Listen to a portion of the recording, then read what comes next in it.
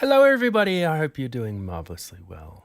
Tonight, I'm making a response video to someone who commented on my answering your questions video, which comes from, well, actually it's 4 questions. So the first question he asks is, do you think using different guitar microphone placements, mid-side, A-B, or XY across multiple recording sessions is the best approach for an album?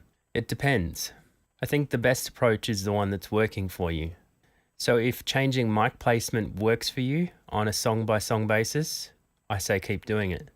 I'm all for experimenting with microphone placements, but at the end of the day, life's too short. I'm almost always going to use the mic placement that worked on the previous song as my go-to setting for the next song on the album and the song after that, until it stops working for me. That's because once I find something that works, I'm honestly too scared to change it. Magic happens when you find the right combo.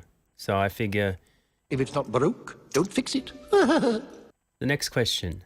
What's the most effective way you have to record 12 vocals through multiple days to retain consistency across recordings?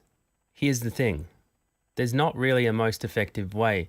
Most pro singers I know struggle to do more than 3 or 4 songs per day, so you at least need to plan for some inconsistency if you're recording over, let's say, 4 days. You can have the same singer in the same room, using the same preamp, the same settings, the same microphone, the same position, the same engineer who ate the same breakfast, everything the same as it was the day before, and still come out with a recording that sounds different to the previous day.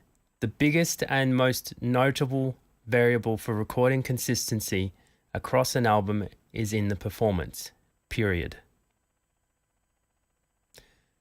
That's so going to be a meme. Remember to make a quote meme. Even with everything the same, you come to expect some inconsistency across recordings, and sometimes, dare I say it, you may have to fix it in the mix. By which I mean, you reference your best sounding recording and you do your best to have every other recording sound like that. Ideally, you'd reference the best sounding recording whilst you're tracking, if time permitted. I'd also keep the same settings as a starting point, just like you would a preset on a plugin. Should every song have the same microphone setting on the same instrument on one album?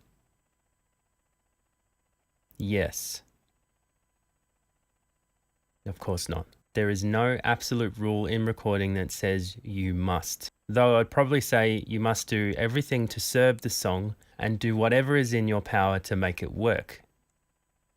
And finally, what is your approach when recordings are spread out across multiple sessions? A great performance will trump any inconsistencies. This is not to say that I don't try. I document my settings or take photos of gear to keep track of the settings. I may also write comments inside of Pro Tools so I don't forget what I did. I'll even take photos of the singer in position with the microphone. I'll be like, it's for my Instagram. Particularly with microphone placement, I would take as many photos as you need to in order to recreate that placement that worked. You could also just leave the mic set up with a cover over it until the next session. Also, the beauty of audio and photo files is that, like any digital media, they hold metadata, including dates and times. So if you forget which photo belongs to which session, all you need to do is just check the metadata and cross-reference to confirm the time. That's it, really. Document everything. Record the best performances you possibly can. Reference the best recorded performances, or reference and process to match the best recording during mixing. And of course, you can cross-reference the metadata. All right, let me know if you have any questions or comments. Come and join us on the Facebook group, SPL Mixing Group, and I will see you in a future video. Happy mixing.